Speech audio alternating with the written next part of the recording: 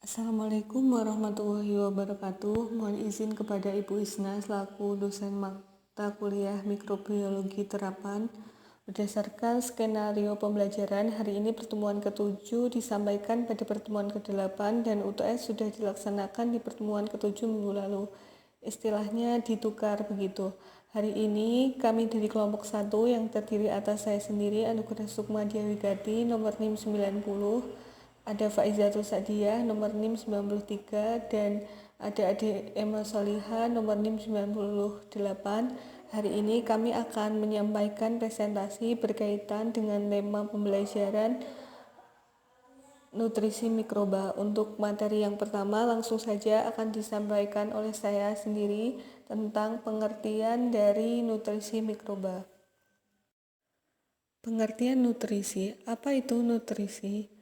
Nutrisi atau nutrien adalah substansi yang ada di lingkungan yang dapat digunakan mikroorganisme untuk melakukan anabolisme dan katabolisme. Anabolisme sendiri seperti sudah dijelaskan bahwa anabolisme adalah reaksi penyusunan senyawa sederhana menjadi senyawa yang kompleks, sementara katabolisme adalah reaksi pembongkaran senyawa kompleks menjadi senyawa yang lebih sederhana. Dalam hal ini, nutrisi atau nutrien dapat sangat berpengaruh karena diperlukan oleh mikroorganisme untuk mempertahankan fungsi tubuh, aktivitas, dan pertumbuhan bagi mikroorganisme itu sendiri. Selain itu, makanan atau nutrisi yang diperlukan oleh mikroorganisme dapat berfungsi sebagai sumber energi, bahan pembangun sel, juga sebagai aseptor dan donor elektron. Bagaimana jasad atau mikroorganisme menggunakan nutrisi dibagi menjadi 3 tahap, yaitu yang pertama ada ingesti. Ingesti adalah proses pemasukan makanan ke dalam tubuh jasad melalui saluran pencernaan makanan. Yang kedua ada digesti, di mana digesti adalah proses pencernaan makanan dari molekul-molekul yang besar dicerna terlebih dahulu menjadi molekul yang lebih kecil, kemudian nanti dapat diserap oleh sel. Yang ketiga adalah absorpsi. Absorpsi adalah proses penyerapan molekul-molekul nutrien oleh sel melalui protein celah pada selaput sel. Nah, di sini terjadi transport aktif yang memerlukan tenaga ATP. Selain itu, absorpsi juga dapat dilakukan secara pinositosis, di mana pinositosis adalah proses peminuman nutrisi sel-sel ke dalam selnya melalui celah vesikular. Ada macam-macam nutrisi dan fungsinya. Yang pertama ada air. Air adalah komponen utama di dalam sel mikrobia dan medium. Fungsi air sebagai sumber oksigen untuk bahan organik sel pada respirasi. Selain itu, air berfungsi sebagai pelarut dan alat pengangkut dalam metabolisme.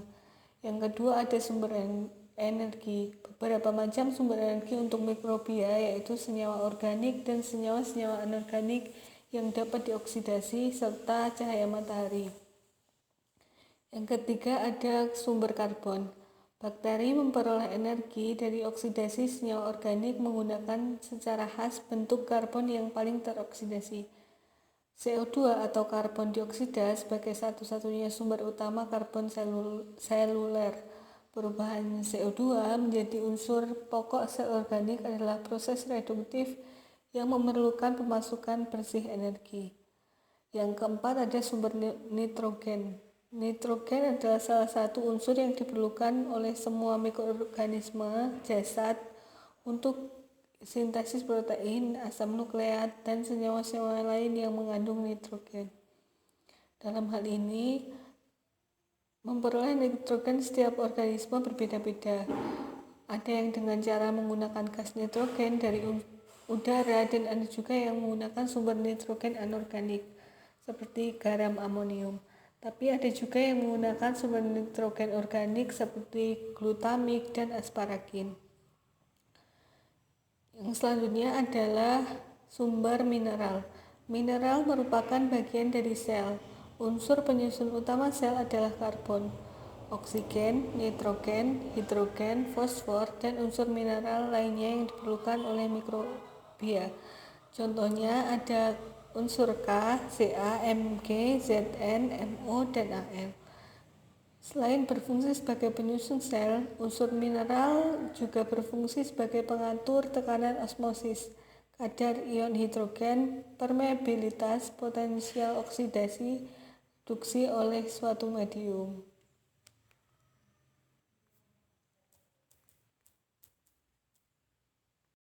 Selanjutnya masih mengenai nutrisi mikroba dan fungsinya. Yang keenam ada sumber belerang. Belerang adalah komponen dari banyak substansi organik sel. Belerang dalam bentuk asalnya tidak dapat digunakan oleh tumbuhan atau hewan. Belerang dapat membentuk bagian struktur berupa koenzim dan ditemukan dalam rantai samping cysteinil dan merionil protein. Yang ketujuh ada sumber fosfor. Fosfat atau fosfat atau PO4-3-men dibutuhkan sebagai komponen ATP, asam nukleat, dan sejumlah koenzim seperti NAD, NADPH, dan flavin. Banyak metabolit lipid dan komponen dinding sel, beberapa polisakarida, kapsul, dan beberapa protein yang bergugus fosfat. Fosfat selalu diasimilasi sebagai fosfat anorganik bebas seperti PI1. Yang selanjutnya ada sumber oksigen. Untuk sel, oksigen tersedia dalam bentuk air. Selanjutnya oksigen juga terdapat dalam CO2 dalam bentuk senyawa organik. Selain itu masih banyak organisme yang tergantung dari oksigen molekul O2 atau dioksigen. Oksigen berasal dari molekul oksigen hanya akan diinkorporasi ke dalam tubuh substansi sel. Kalau sebagai sumber karbon digunakan zat metana atau hidrokarbon aromatik yang berantai panjang. Selanjutnya ada sumber aseptor elektron. Yang kesembilan ini sumber aseptor elektron, di mana aseptor elektron adalah suatu agensi pengoksidasi pada mikrobia yang dapat berfungsi sebagai aseptor elektron O2. Nah, contoh senyawa dari aseptor elektron adalah NO3-men, NO2-men, dan N2O. Nah, proses oksidasi oleh sumber aseptor elektron merupakan proses pengambilan dan pemindahan elektron dari substrat. Oleh karena itu, elektron di dalam sel tidak dapat berada dalam bentuk bebas, maka harus ada sesuatu yang dapat segera menangkap elektron tersebut. Penangkapan elektron ini disebut dengan aseptor elektron. Yang terakhir, yang ke-10 ada faktor tumbuh. Apa itu faktor tumbuh? Faktor tumbuh ialah senyawa organik yang sangat diperlukan untuk pertumbuhan. Nah, ini sebagai prekursor atau penyusun bahan sel, dan senyawa ini dapat disintesis dari sumber karbon yang sederhana. Faktor tumbuh ini juga dikenal sebagai tumbuh, tetapi hanya diperlukan dalam jumlah yang sangat sedikit. Kalau dilihat dari struktur dan fungsinya, dalam metabolisme, faktor tumbuh digolongkan menjadi asam amino sebagai penyusun protein. Ada basapurin dan juga pirimidin sebagai penyusun asam nukleat dan vitamin sebagai gugus prostasin atau bagian aktif dari enzim. Untuk selanjutnya akan disampaikan oleh Mbak Faizatul Sadiah. Dipersilahkan. Selanjutnya yaitu proses nutrisi donor hidrogen dan sumber karbon dibagi menjadi dua jenis metabolisme, yaitu yang pertama mikroorganisme autotrof. Suatu mikroorganisme bisa dikatakan autotrof apabila mikroorganisme tersebut mampu memperoleh sebagian besar dari jumlah karbon sel dengan cara fiksasi karbon dioksida. Jasad autotrof dapat mensintesis sendiri kebutuhan hidup dari senyawa-senyawa anorganik, dan ini merupakan karakteristik bagi tumbuhan yang mempunyai klorofil. Kemudian yang selanjutnya yaitu mikroorganisme heterotrof. Bisa dikatakan heterotrof apabila mikroorganisme tersebut mampu memperoleh sebagian besar dari jumlah karbon selnya dari senyawa-senyawa organik. Jasad yang heterotrof tidak mampu mensintesis makanannya sendiri, sehingga hidupnya dapat sebagai saprofit atau parasit. Berdasarkan pengulangan pola tersebut, mikroorganisme sebagian besar termasuk heterotrof dan sebagian besar lainnya termasuk autotrof. Perbedaan dari kedua golongan tersebut yaitu menjadi kabur setelah diketahui bahwa growth faktor khas diperlukan pula oleh jasad-jasad yang menggunakan bahan-bahan organik sebagai bahan pokoknya. Jika kebutuhan faktor penumbuh kita pertimbangkan, maka jasad-jasad hidup dapat digolongkan berdasarkan sumber energi yang digunakan. Jasad tersebut menjadi jasad fotautotrof dan kemautotrof. Jasad fotautotrof menggunakan sinar matahari sebagai sumber energi untuk pertumbuhannya, sedangkan jasad kemototrof memperoleh energi dari hasil oksidasi reduksi tanpa adanya sinar matahari. Sebagai contoh dapat dikemukakan yaitu proses nitrifikasi pada amoniak atau garamnya yang terjadi di dalam tanah sehingga terbentuklah senyawa nitrit yang dilakukan oleh bakteri nitrit.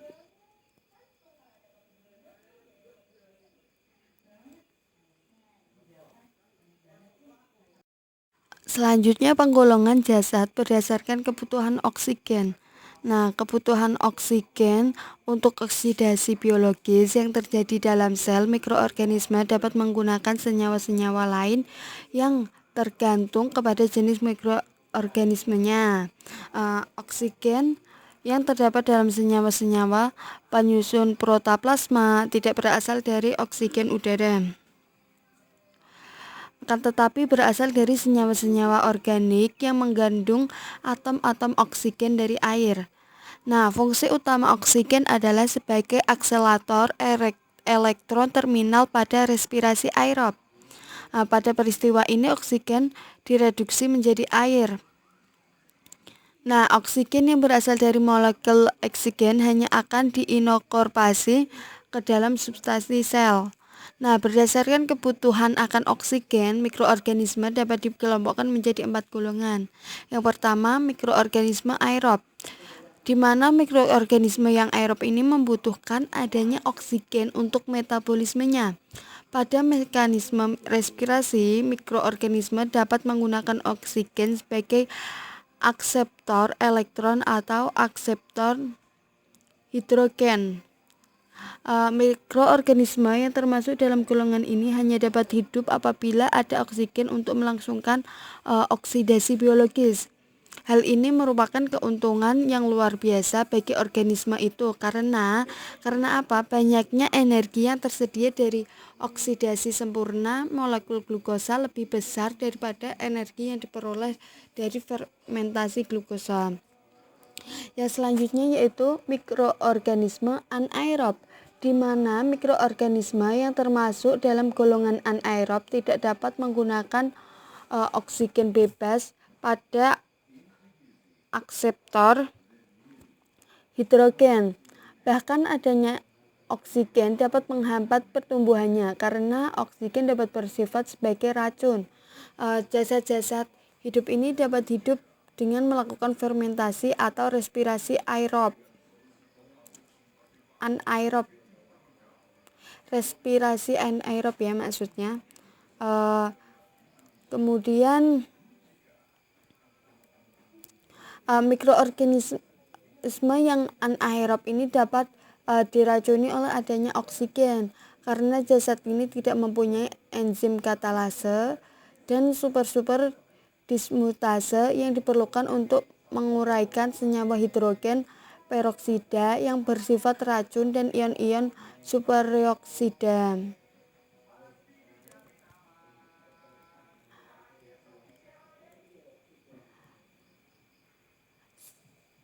Selanjutnya mikroorganisme fakultatif anaerob, di mana mikroorganisme yang termasuk dalam golongan fakultatif anaerob dapat menyesuaikan hidupnya pada lingkungan yang tidak mengandung oksigen. Apabila oksigen terdapat dalam lingkungan hidupnya, maka jasad ini dapat tumbuh dengan memanfaatkan oksigen tersebut sebagai aseptor elektron akhir. Akan tetapi kalau tidak ada oksigen, jasad ini dapat melangsungkan fermentasi atau respirasi anaerob. Kemudian yang terakhir yaitu mikroorganisme mikroaerofil, di mana mikroorganisme yang termasuk golongan mikroaerofil tidak dapat hidup dalam suasana yang aerob ataupun anaerob dengan sempurna. Karena oksigen bebas hanya diperlukan dalam jumlah yang sangat sedikit sekali atau hanya kira-kira 20% dalam atmosfer atau kurang dari presentasi oksigen dalam atmosfer. Nah, pada media makanan padat di dalam tabung reaksi, mikroorganisme ini dapat tumbuh pada suatu kedalaman di mana oksigen dapat masuk secara difusi ke dalam medium. Interaksi antara jasad dalam penggunaan nutrien. Yang pertama ada sintropik. Jika ada dua atau lebih jasad yang berbeda-beda ditumbuhkan bersama-sama dalam satu medium, maka aktivitas metabolisme secara kualitatif maupun kuantitatif akan berbeda jika dibandingkan dengan jumlah aktivitas metabolisme masing-masing jasad yang ditumbuhkan dalam medium sama, tetapi terpisah-pisah. Kemudian cross-feeding.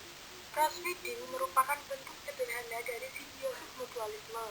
Dalam cross-feeding, pertumbuhan jasad yang satu tergantung pada pertumbuhan jasad yang lain karena kedua jasad tersebut saling memerlukan faktor tumbuh esensial yang diekskresikan masing-masing jasad. Kemudian faktor-faktor lingkungan yang mempengaruhi pertumbuhan. Yang pertama, konsentrasi ion hidrogen atau pH. Sebagian besar organisme memiliki jarak pH optimal yang cukup sempit. Penentuan pH optimal untuk tiap spesies harus ditentukan secara empirik. Dasar-dasar training mengatur pH internalnya melalui suatu deretan nilai pH eksternal yang cukup luas. Kemudian suhu atau temperatur. Spesies jasad ranik yang berbeda sangat bervariasi suhu optimalnya untuk pertumbuhan. Bentuk psikofilik tumbuh paling baik pada suhu rendah 15 derajat Celcius sampai 20 derajat Celcius. Kemudian bentuk mesofilik tumbuh baik pada suhu 30 derajat Celcius sampai 37 derajat Celcius. Bentuk termofilik tumbuh paling baik pada suhu 50 derajat Celcius sampai 60 derajat Celcius. Kemudian ada oksigen. Peranan oksigen sebagai penerima hidrogen. Banyak jasad ranik bersifat aerobik dan memerlukan secara khusus oksigen sebagai penerima hidrogen. Kemudian ada tekanan osmotik. Faktor-faktor seperti tekanan osmotik dan konsentrasi garam harus dapat dikendalikan. Organisme yang membutuhkan konsentrasi garam tinggi yaitu halofilik, dan organisme yang membutuhkan tekanan osmotik yang tinggi yaitu osmofilik. Kemudian ada salinitas. Salinitas berdasarkan kebutuhan garam NaCl. Mikroorganismenya dapat dikelompokkan menjadi non-halofil, halotoleran, halofil, dan halofil ekstrim. Sekian dari saya mewakili teman-teman kelompok 1 mengucapkan terima kasih atas perhatiannya dan juga mohon maaf apabila ada kesalahan dalam tutur kata maupun penyampaian materi. Setelah ini dilanjutkan dengan diskusi melalui WhatsApp group untuk penyampaian pertanyaan. Silahkan seperti biasa menyampaikan pertanyaan disertakan NIM dan apa pertanyaannya. Cukup sekian. Terima kasih. Wabillahi taufiq wal hidayah. Wassalamualaikum warahmatullahi wabarakatuh.